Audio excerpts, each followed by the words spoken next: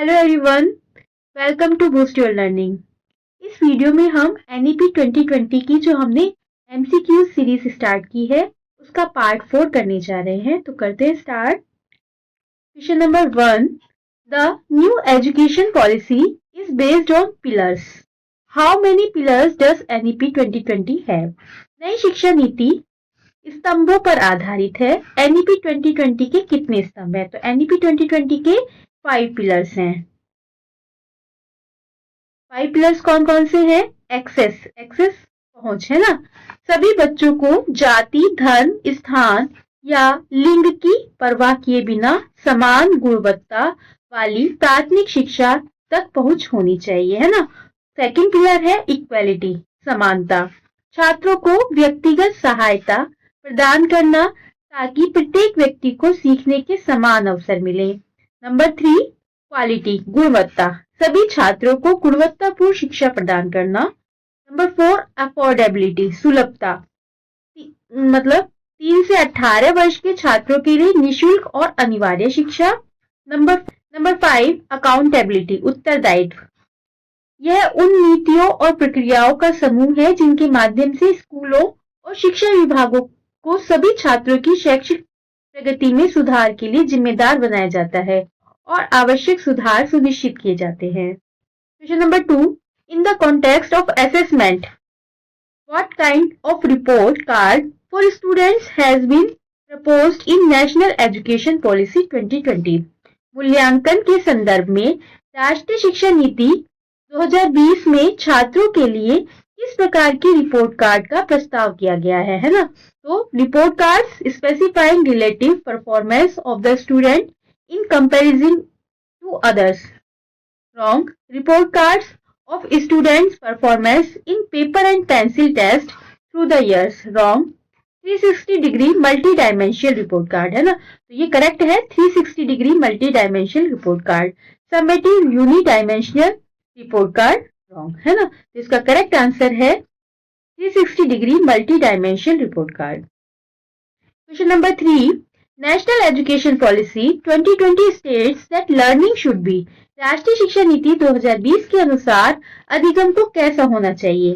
Content oriented, test to centric, experiential या behavioristic? तो इसका करेक्ट आंसर है experiential. Question number 4, according to NEP 2020 what is the full form of ECCE? ECCE की full form बतानी है। Education of a caring child in elementary classes of child education, educational classes for caring early childhood. Wrong. The correct answer है early childhood care and education. Early childhood care and education. Question number 5. What is the name of the program which has been established for promoting the languages of India and for the purpose of cultural enrichment as well as national integration? Bharat की भाषाओं को प्रोत्साहित करने तथा सांस्कृतिक समृद्धि एवं राष्ट्रीय एकता को बढ़ावा देने के उद्देश्य से स्थापित कार्यक्रम का नाम क्या है? एक भारत नेक भारत, एक भारत सर्वश्रेष्ठ भारत नहीं, एक भारत प्यारा भारत ये भी नहीं। इसका करेक्ट आंसर है एक भारत श्रेष्ठ Bharat. Question number 6, which Indian language mentioned on 8th schedule of the Constitution of India will be offered at all levels of school and higher education as an important enriching option for students including as an option in the 3 language formula? Bharat के संविधान की 8वीं अनुसूची में उल्लिखित कौन सी भारतीय भाषा को विद्यालय और उच्च शिक्षा के सभी स्तरों पर छात्रों के लिए एक महत्वपूर्ण और समृद्ध विकल्प के रूप में 3 भाषा सूत्र के एक विकल्प के रूप में भी प्रस्तुत किया जाएगा, है ना। तो कौन सी वो लैंग्वेज है? हिंदी, उर्दू, तमिल, संस्कृत। तो 3 भाषा सूत्र में जो विकल्प के रूप में रखी गई है तो वो है Sanskrit language. Question number 7, what is complete name of ISL? ISL का पूरा नाम क्या है? इंडियन सिंबॉलिक लैंग्वेज नहीं, इंडियन सिग्नेचर लैंग्वेज नहीं, इंडियन साइन लैंग्वेज। तो इसका करेक्ट आंसर है Indian sign language. Question number 8, According to NEP 2020, a practice-based curriculum for grade 6 to 8 will be appropriately designed by NCERT. What will be the name of practice-based curriculum? राष्ट्रीय शिक्षा नीति 2020 के अनुसार कक्षा 6 से 8 तक के लिए एक अभ्यास आधारित पाठ्यक्रम एनसीईआरटी द्वारा उपयुक्त रूप से तैयार किया जाएगा। इस अभ्यास आधारित पाठ्यक्रम का नाम क्या है ना? एनएफसीएसई, एनसीडीएसई, एनसीएफएसई, एनसीएफसीई। तो इसका करेक्ट आंसर है एनसीएफएसई, है ना? National curriculum framework for school education. Question number 9. How many days have been mentioned in NEP 2020 for participating in a bagless period of intern with local vocational experts such as carpenters, gardeners, porters, है ना? NEP 2020 में स्थानीय व्यावसायिक विशेषज्ञों जैसे बढ़ई, माली और कुम्हारों के साथ इंटर्नशिप करने के लिए बैगलेस अवधि में भाग लेने के कितने दिनों का उल्लेख किया गया है ना?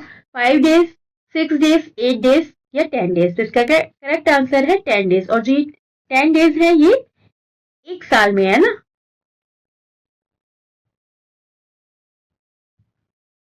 Question number 10. Which of the following statement with regard to NEP 2020 is are incorrect? हमें यहाँ पर जो स्टेटमेंट है वो गलत स्टेटमेंट बताना है। निम्नलिखित में से कौन सा कथन NEP 2020 के संबंध में गलत है ना? तो हमें रॉन्ग स्टेटमेंट बताना है यहाँ पर। It is the first policy of India 21st century, है ना? तो ये तो करेक्ट है, ये 21वीं शताब्दी की पहली पॉलिसी है ना? It will replace education policy of 1986, यह 1986 की शिक्षा नीति को प्रतिस्थापित करेगी, ये भी सही है।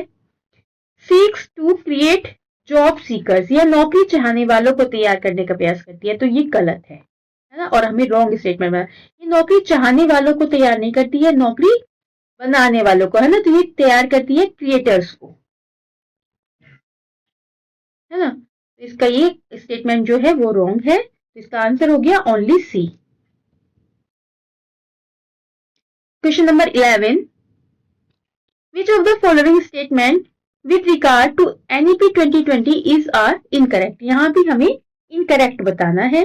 निम्नलिखित में से कौन सा कथन राष्ट्रीय शिक्षा नीति 2020 के संबंध में गलत है ना? The current 10+2 system to be replaced by a new 5+4+3+3 curricular structure, है ना? तो जो ये 10+2 चल रहा था उसको रिप्लेस करके ये वाला आ गया है, तो ये जो है ये करेक्ट हो गया। 10 bagless days introduced every month, तो ये जो है ये रॉन्ग है, क्योंकि एवरी मंथ नहीं होगा, ये एवरी ईयर होगा, है ना? 10 बैगलेस डे होंगे एक साल में। Vocational education to start from class 6 with internship, class 6 से वोकेशनल एजुकेशन को स्टार्ट किया जाएगा, तो ये करेक्ट है ना? तो ये दोनों स्टेटमेंट करेक्ट है, जो ओनली बी, तो इसका आंसर होगा ओनली बी। हमें रॉन्ग स्टेटमेंट बताना था, तो रॉन्ग है only B. Question number 12. NEP aims to overhaul the exam pattern at school level in light of the above statement. Which of the following is are correct? अब यहाँ पर हमें correct statement बताना है ना? जब भी आप इस तरह के क्वेश्चंस करें तो ये जरूर ध्यान रखें कि करेक्ट या इनकरेक्ट, है ना? NEP का उद्देश्य विद्यालय स्तर पर परीक्षा प्रणाली में सुधार करना है। उपरोक्त कथन के संदर्भ में निम्नलिखित में से कौन सा कथन सही है? All students will take school examination in grade 3, 5, 8. तो ये जो है ये सही है ना? Board exam for class 10 and 12 to be made tougher with all students allowed to take the exam thrice, है ना? तो ये तो है रॉन्ग, 3 बार नहीं 2 बार एग्जाम होगी, ये है, और टफ नहीं बनाना है एग्जाम को, है ना? Boards may develop variable models of board exam such as annual और सेमेस्टर बोर्ड्स, है ना? तो ये करेक्ट है, तो इसका आंसर जो हुआ ओनली ए एंड सी, ये वाला सही आएगा, only A and C. Question number 13. NEP has placed much importance on vocational education. Identify the correct statement. which NEP ने व्यवसायिक शिक्षा पर विशेष जोर दिया है। निम्नलिखित में से कौन सा कथन सही है? पहचानना है हमें, राइट स्टेटमेंट, है ना? NEP proposes Vocational education to be integrated in all school and higher education institution in a phased manner over the next 5 years. NEP ने प्रस्ताव दिया है कि व्यवसायिक शिक्षा को अगले 5 वर्षों में चरणबद्ध तरीके से सभी विद्यालयों और उच्च शिक्षा संस्थानों में शामिल किया जाएगा। तो ये स्टेटमेंट है इसका रॉन्ग, है ना। National committee for integration of vocational education will be set up under the education ministry. व्यावसायिक शिक्षा के एकीकरण के लिए एक राष्ट्रीय समिति शिक्षा मंत्रालय के तहत गठित की जाएगी। ये स्टेटमेंट हो गया correct. Vocational education to start from class 5th से वोकेशनल एजुकेशन स्टार्ट नहीं होगी, क्लास 6 से। तो ये भी इसका स्टेटमेंट करेक्ट रॉन्ग हो गया, है ना। तो इसमें होगा only B. Question number 14, NEP seeks for the establishment of Parak National Center. What will the main function of the above mentioned center as per NEP? NEP 2020 के अनुसार परख राष्ट्रीय केंद्र की स्थापना का प्रस्ताव किया गया है। इस केंद्र का मुख्य कार्य क्या होगा? तो इस केंद्र का मुख्य कार्य बताना है हमें। Assess learning outcomes to students. छात्रों के सीखने के परिणामों का मूल्यांकन करना नहीं। Assess capabilities of teachers in providing knowledge to students. छात्रों को ज्ञान प्रदान करने में शिक्षकों की क्षमताओं का मूल्यांकन करना, ये भी परख का काम नहीं है। Facilitate standards and guidelines for school board. School बोर्डों के लिए मानक और दिशा निर्देश तैयार करना। तो ये इसका करेक्ट हो गया, है ना, only C. Question number 15, NEP has laid emphasis on foundational literacy and numeracy. With regard to the above, identify the statement which are incorrect. Incorrect बताना है जो गलत है यहाँ पर, है ना। NEP ने बुनियादी साक्षरता और संख्यात्मक ज्ञान पर विशेष जोर दिया है। उपरोक्त संदर्भ में निम्नलिखित में से कौन सा कथन जो है गलत है वो पहचानना है। Every student should attend foundational literacy and numeracy by grade 5. तो ये तो गलत है ना। ये क्लास 3 तक होगा। FLN जो है वो क्लास 3 तक है ना। Setting up national mission on foundational literacy and numeracy by the education ministry. शिक्षा मंत्रालय द्वारा बुनियादी साक्षरता और संख्यात्मक ज्ञान पर एक राष्ट्रीय मिशन स्थापित किया जाएगा। तो ये करेक्ट है। Union government will prepare an implementation plan for attaining universal foundational literacy and numeracy in all primary school for all learners by grade 3 by 2030। तो इसका 2030 जो है ये रॉन्ग स्टेटमेंट हो गया, है ना। तो इसके इन्होंने पूछे हैं गलत, तो गलत है ए और C.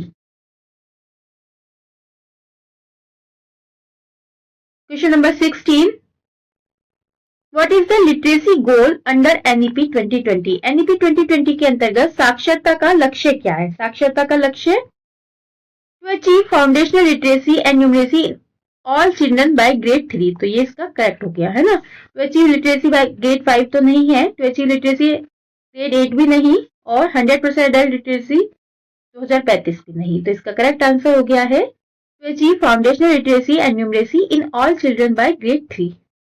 Question number 17, NEP recommends universal access to education for children in which age group? NEP किस आयु वर्ग के बच्चों के लिए शिक्षा की सार्वभौमिक पहुंच की बात करता है? 6 से 14 नहीं, 0 से 18 भी नहीं, तो ये है 3 से 18। क्वेश्चन नंबर 18, परख विल फंक्शन मेनली एज। परख मुख्य रूप से किस रूप में कार्य करेगा? Training institute, assessment regulator. इसका करेक्ट आंसर होगा असेसमेंट रेगुलेटर। परख will be a national assessment regulator. परख एक राष्ट्रीय मूल्यांकन नियामक होगा। Question number 19, NEP aims to promote which type of curriculum? NEP किस प्रकार के पाठ्यक्रम को बढ़ावा देना चाहता है? रोट लर्निंग बेस्ड नहीं, मेमोरी फोकस्ड नहीं, स्किल बेस्ड एंड होलिस्टिक, है ना। होलिस्टिक आएगा यहाँ पर, तो ओनली सब्जेक्ट बेस्ड भी नहीं। इसका करेक्ट आंसर है skill based and holistic. NEP promotes skill based holistic multidisciplinary learning. NEP कौशल आधारित समग्र और बहुविषयी शिक्षा को बढ़ावा देता है। Question number 20, under NEP report cards will include, NEP के तहत रिपोर्ट कार्ड में क्या शामिल होगा? Only marks, only grades, 360 degree holistic progress report, only attendance. इसका करेक्ट आंसर होगा 360 degree holistic progress report. Question number 21, NEP aim to reduce the syllabus content to focus more on, NEP पाठ्यक्रम सामग्री को कम कर किस पर अधिक ध्यान देना चाहता है ना? मगिंग अप नहीं, कॉन्सेप्चुअल अंडरस्टैंडिंग है ना, तो इसका करेक्ट आंसर है conceptual understanding. Focus on conceptual clarity instead of rote learning, NEP संकल्पनात्मक समझ पर ध्यान देता है। Question number 22, promotes multilingualism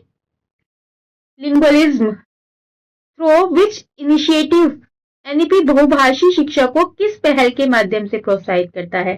bilingual text books only, three language formula, तो इसका करेक्ट आंसर है थ्री लैंग्वेज फॉर्मूला है ना, त्रिभाषी सूत्र।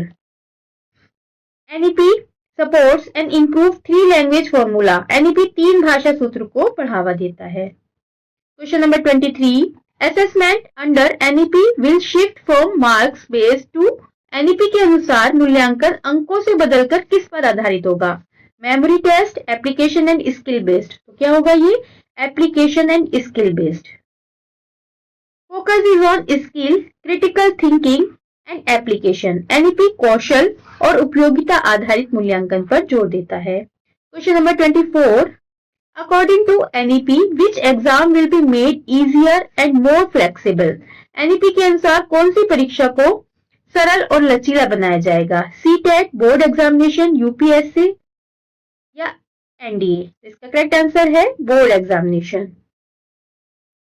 Board exams will test core competencies only, board परीक्षा मुख्य कौशलों पर आधारित होगी। Question number 25, NEP 2020 encourages the use of technology through which platform? NEP 2020 तकनीक के उपयोग को किस प्लेटफॉर्म के माध्यम से प्रोत्साहित करता है? इसका करेक्ट आंसर है Diksha. Diksha is the digital platform for e content and teacher training. Diksha e सामग्री और शिक्षक प्रशिक्षण के लिए एक प्लेटफॉर्म है ना। तो ये किए हमने 25 questions related to NEP 2020। I hope this video will helpful for you. So like the video and subscribe the channel. Thanks for watching the video.